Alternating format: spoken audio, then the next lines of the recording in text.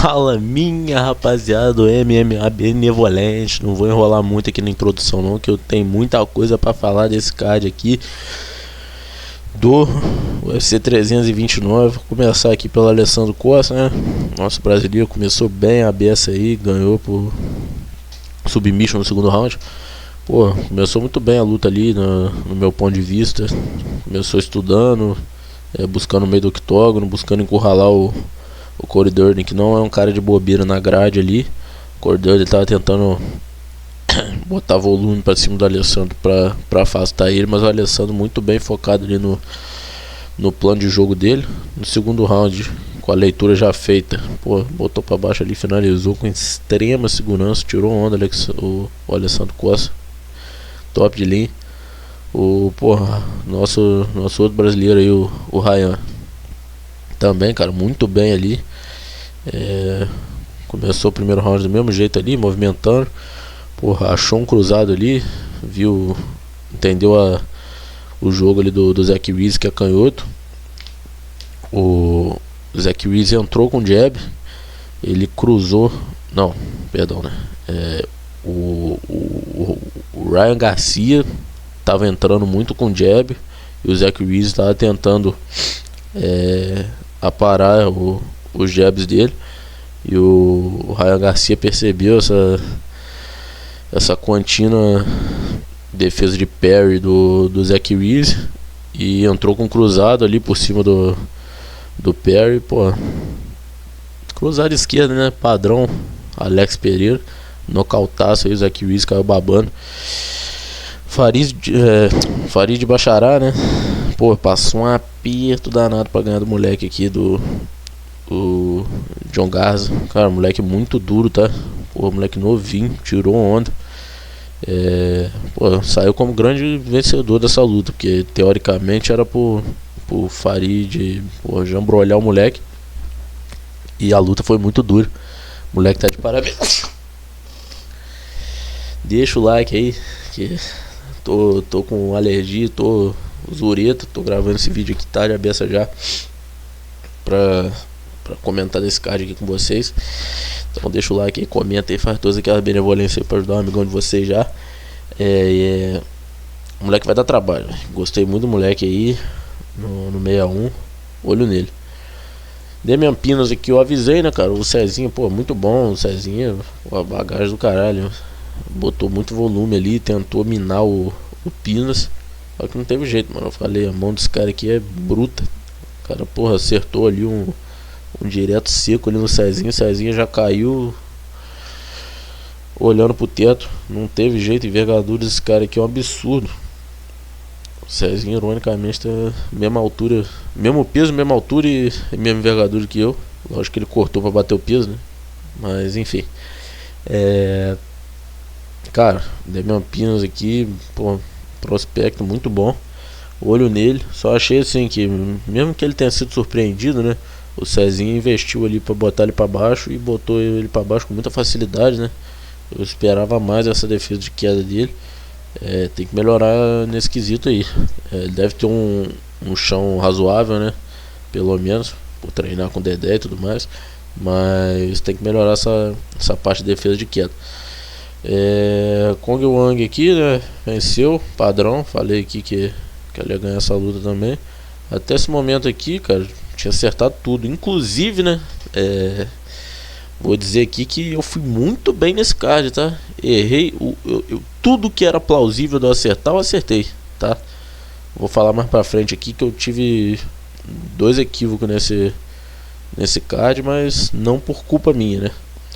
Luke Riley aqui, né? Pô, muito bem, nocautaço do moleque. Realmente tirou onda. Eu sabia que o moleque não era de bobeira, mas, pô, muito bom o moleque, tá? Sequência ali dele muito bem encaixada. Entrou direto, cruza, joelho, cruza direto. Porra, moleque muito bom mesmo. Tirou onda.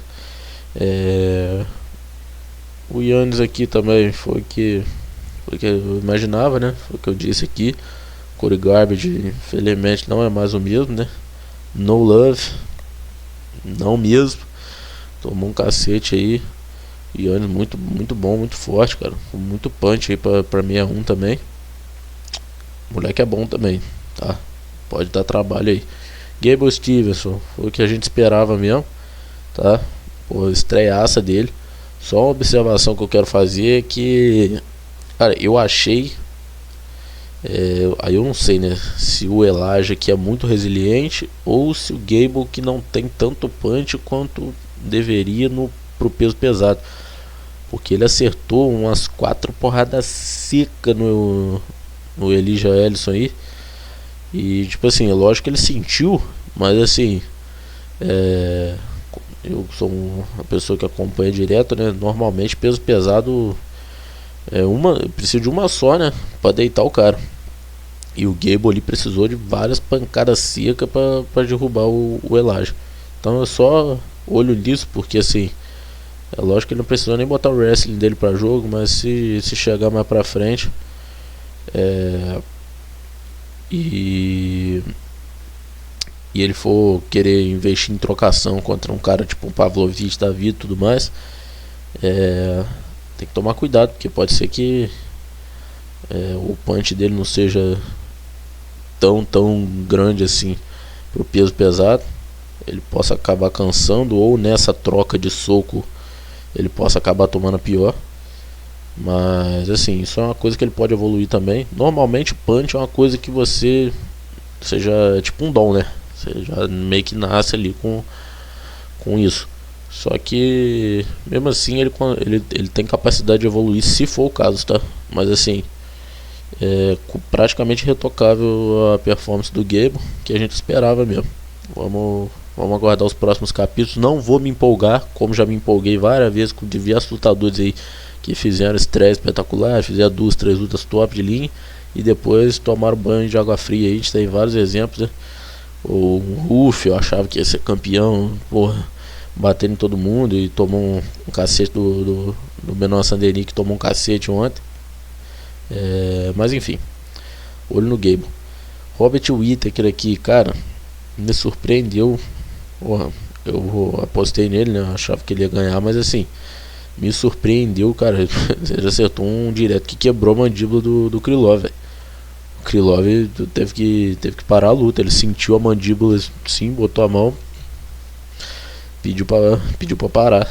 Então isso mostra aí que realmente, apesar de ter ficado mais parrudinho, né, ter ficado mais gordinho, o Robert Whittaker tem sim condição de converter bem para esse peso.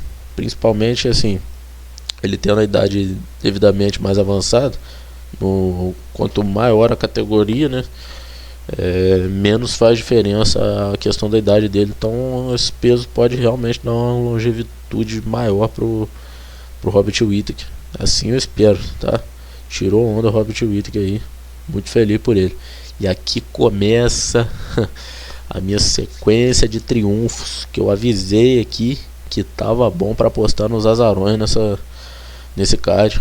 Falei do Bob Green que era azarão, tá? Aqui tá falando que não, né? Mas no dia lá, pode olhar o vídeo aí.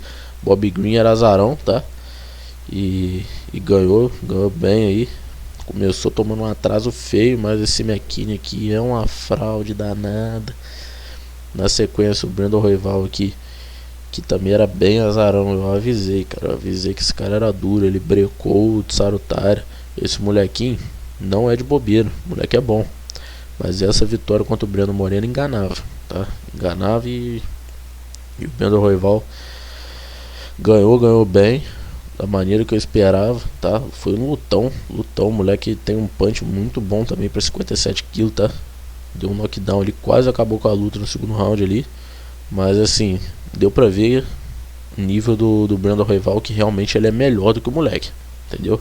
O moleque vai dar trabalho, mais cedo ou mais tarde o moleque vai chegar ali já tá, né, relativamente no topo, mas vai colar ali nas cabeças ali pra disputar cinturão e tudo mais.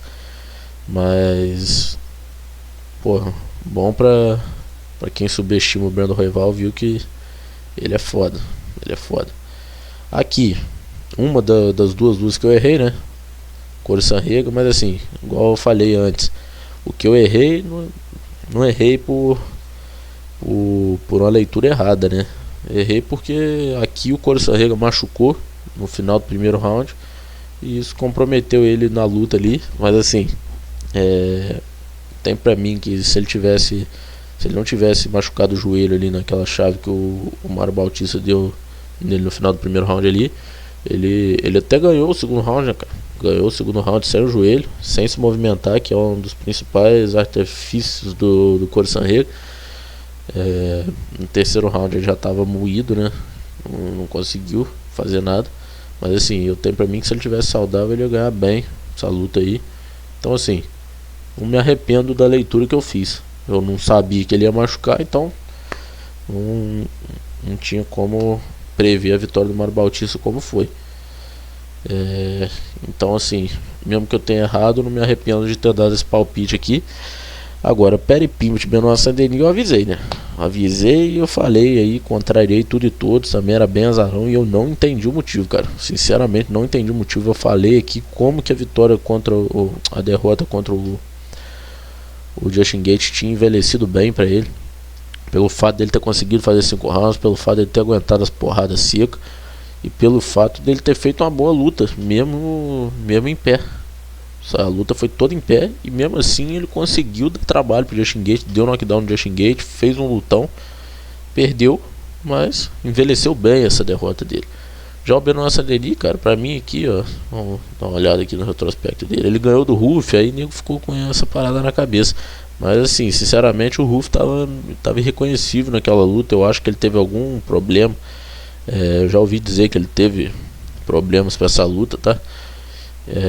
Então assim, não levo tanto em consideração. O Dariush, essa vitória envelheceu mal. A gente viu que o Dariush estava velho ali, estava fudido, estava com queixo fraco, infelizmente. Então assim, não envelheceu muito bem essa vitória. E quanto o Dan Hooker também não é parâmetro para isso, cara. Então assim, eu tinha para mim que mesmo vindo de derrota o Perry Pimblett chegar bem melhor para essa luta.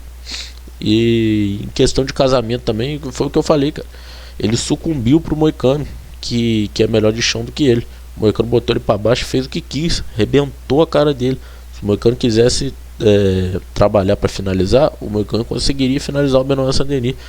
O Benoit Saint-Denis tem bom chão contra quem ele é melhor de chão.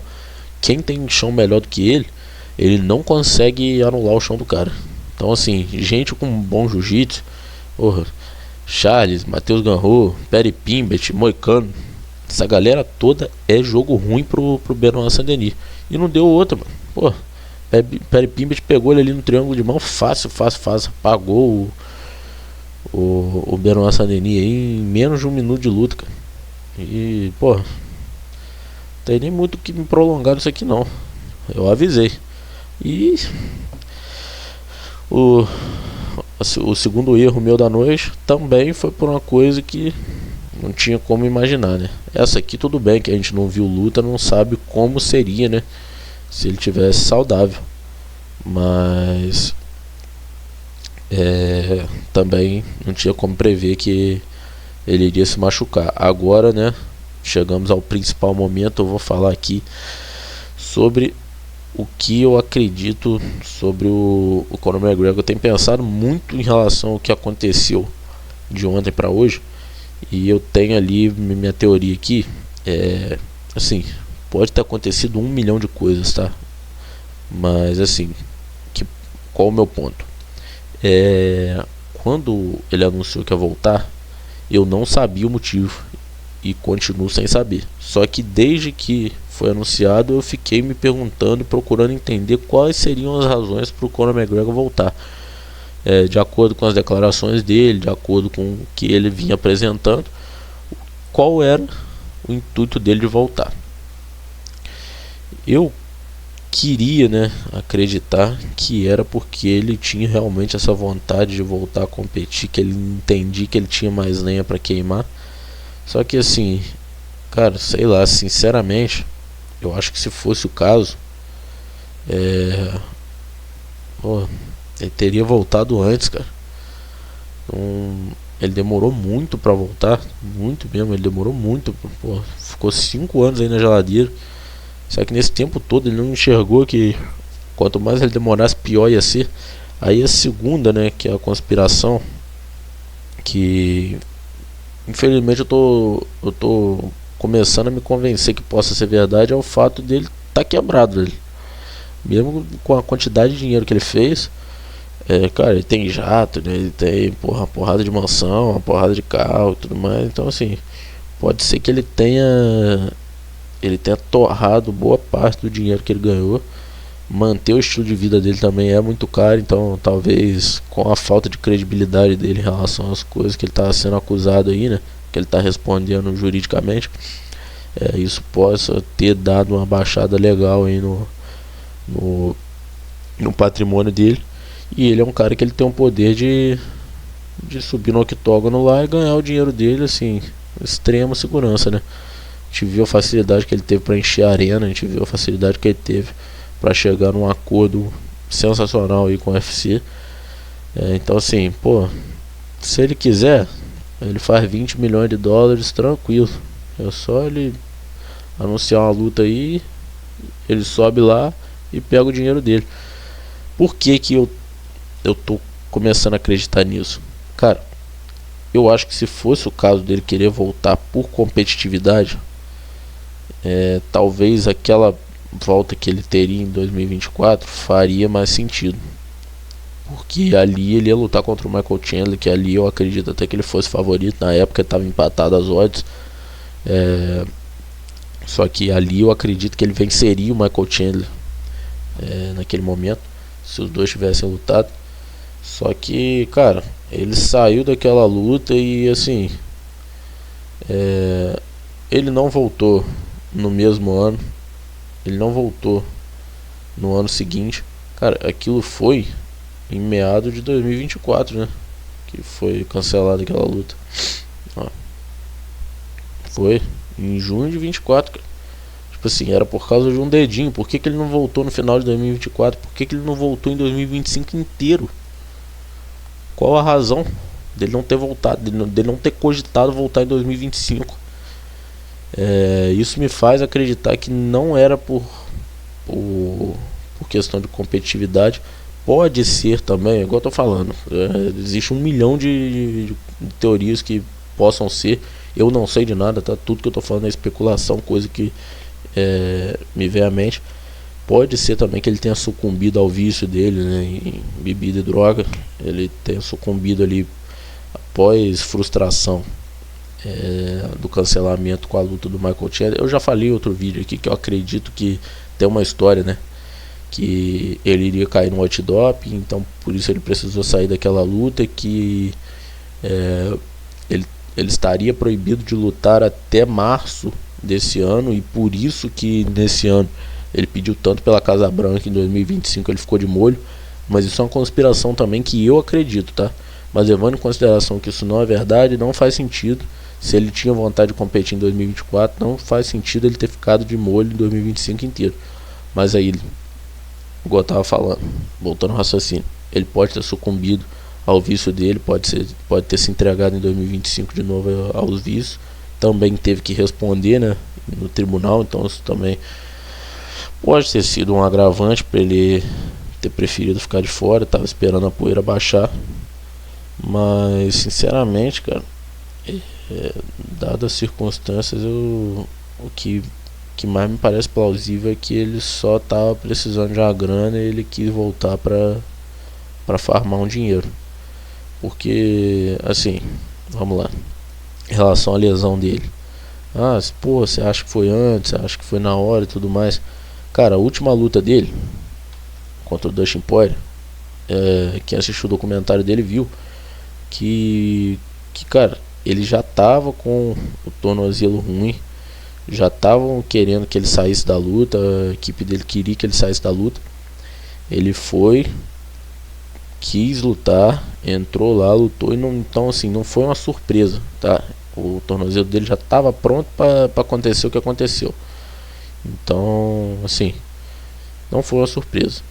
Pode ser que tenha acontecido a mesma coisa com o joelho dele. Pode ser que ele tenha machucado o joelho, mas não tenha machucado do mesmo jeito que foi durante a luta, e ficou aquela, vão cancelar, não vou cancelar porque eu já cancelei a luta contra o Michael Chandler, eu não vou sair dessa luta, vou lá de qualquer jeito, mas seu joelho não tá bom, pode ser que ele arrebente no dia da luta. Não, vou treinar aqui, vamos ver.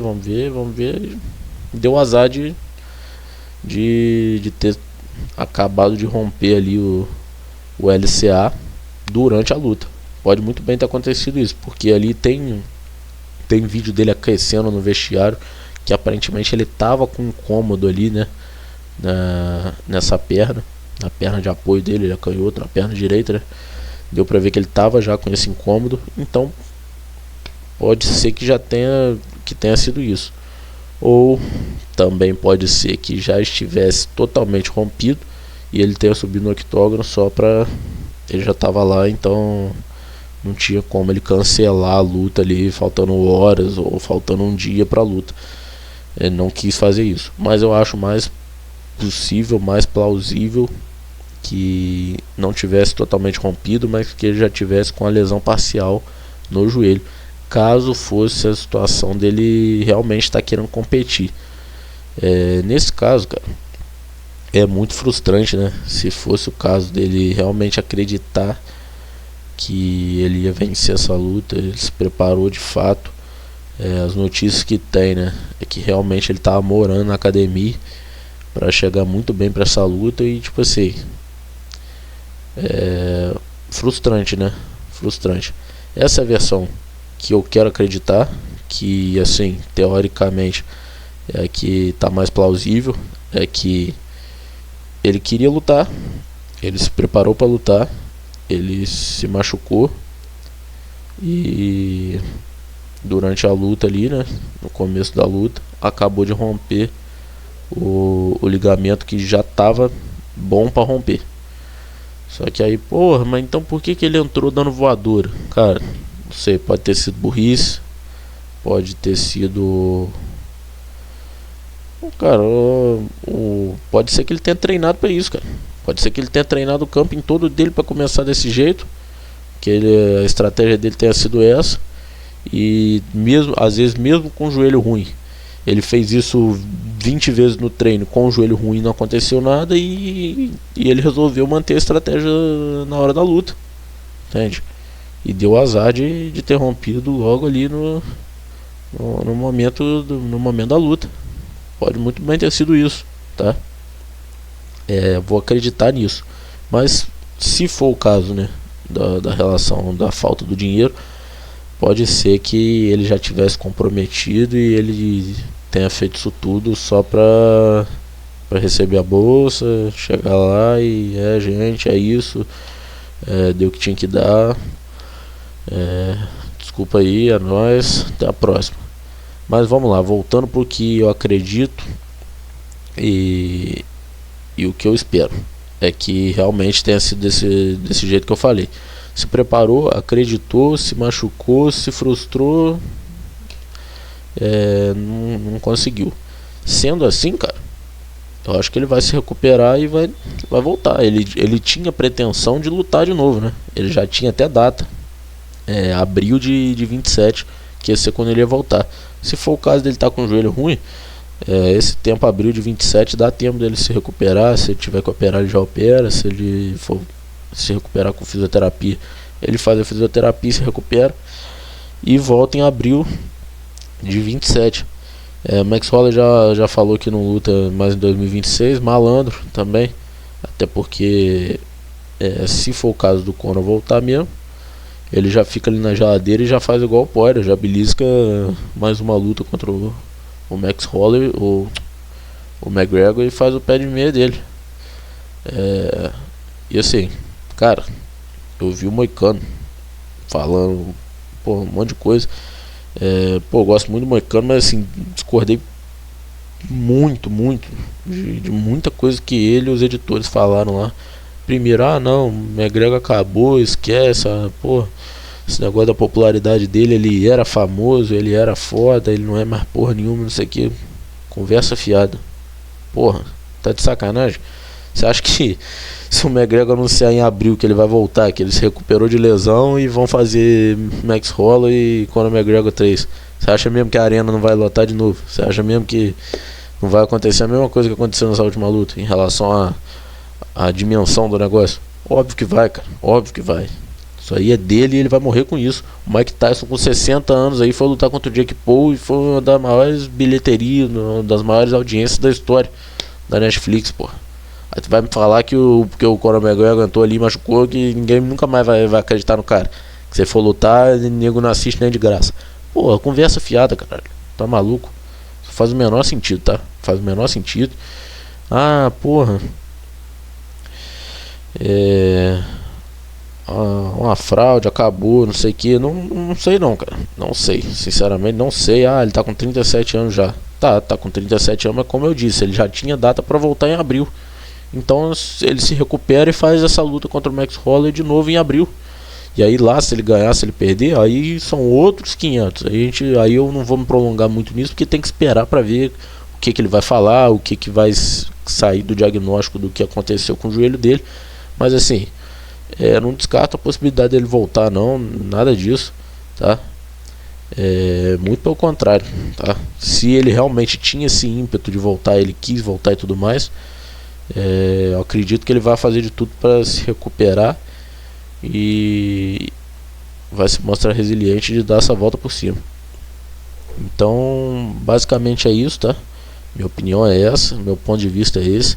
Eu falando como fã, porra, obviamente fiquei muito triste, né? Muito chateado ali com a situação, o anticlímax do cacete. Mas falando como fã também, isso não muda nada em relação ao McGregor, cara. Se o McGregor sair do UFC e for lutar boxe ou MMA com o Jake Paul, eu vou assistir. Qualquer coisa que esse cara for fazer, se ele for fazer uma revanche com o Floyd Mayweather, eu vou assistir. Se ele for fazer uma luta contra o Max Holloway, a terceira luta, eu vou assistir. Isso não mudou nada em relação ao cara, o tamanho do cara, a grandeza dele, o poder dele de venda. Isso obviamente não vai mudar. Não é uma coisa que um cara com talento dele perde da noite pro dia. Não foi essa luta que vai fazer isso mudar. É óbvio que muita gente que estava lá na arena com certeza ficou frustrado. Um ingresso caríssimo, você chegar lá nessa expectativa e não aconteceu o que aconteceu, a pessoa se frustra. Mas aí a pessoa de cabeça quente vai ficar puta mesmo, vai reclamar, vai encher o saco e tudo mais. Só que aí, cara, de acordo com o passar do tempo, é igual eu tô falando, pegar aí, vão remarcar a luta pra abril. Aí o cara vai pegar, o cara que tá de cabeça quente vai pegar e falar: caralho, o cara tava machucado mesmo, o cara queria lutar e não conseguiu. Agora ele vai voltar com mais sangue no olho do que ele já tava na primeira luta. Esse cara vai entrar 2 vezes mais motivado do que ele tava naquele dia. Quer saber? Pô, eu não vou perder essa porra não. Já pensou? Se ele chega lá, faz história, ganha do Max Holloway, aí até lá a gente não sabe como vai estar a história nem dos pesos leves e nem do meio médio, né? Mas supunhetamos que o Islam tenha ganho e esteja ali pronto para dar uma oportunidade para o McGregor. Oportunidade é forte, né? Pronto para lutar contra o McGregor. Vamos supor que essa luta seja remarcada para abril. O Islam vira ali por volta de janeiro, fevereiro, faz uma luta e fala: vamos esperar esse frango aí lutar agora. Se ele ganhar, eu vou bater nele e vou me aposentar. Algo nesse sentido. Aí você pensar: caralho, o McGregor vai lutar por um title shot com o Islam para tentar se tornar o primeiro triplo campeão da história do UFC. Porra, já pensou se esse cara vai lá e ganha? Ele tava machucado mesmo naquela luta, ele se machucou. Ele não saiu de sacanagem. Porra, quer saber? Eu não vou perder essa porra não. Eu vou de novo lá na arena. Vou pagar o dinheirão de novo e vou lá de novo. E vai encher essa porra de novo. Vai encher de novo. E quantas vezes ele quiser encher a arena, ele vai encher a arena. Então, em relação a isso, não concordo não com o que o Moicano disse lá. Mas enfim, é isso. Acho que eu passei a limpo aí. Não tem roteiro, né? Faço tudo de cabeça aqui. Eu vou falando o que me vem à mente. Desculpa aí se ficou meio disperso o vídeo. Qualquer coisa aí durante a semana eu vou trazendo mais vídeos aí. Vai ter o UFC do Drico do Plessis semana que vem. Eu vou trazer o vídeo de análise. Qualquer outra atualização grande em relação ao quadro do McGregor ou qualquer outra notícia aí, eu trago mais um vídeo essa semana, tá? Tamo junto, minha rapaziada. Deixa o like, se inscreve, faz todas as benevolências para ajudar o amigo de vocês. Tamo junto. É nóis. Até a próxima. Os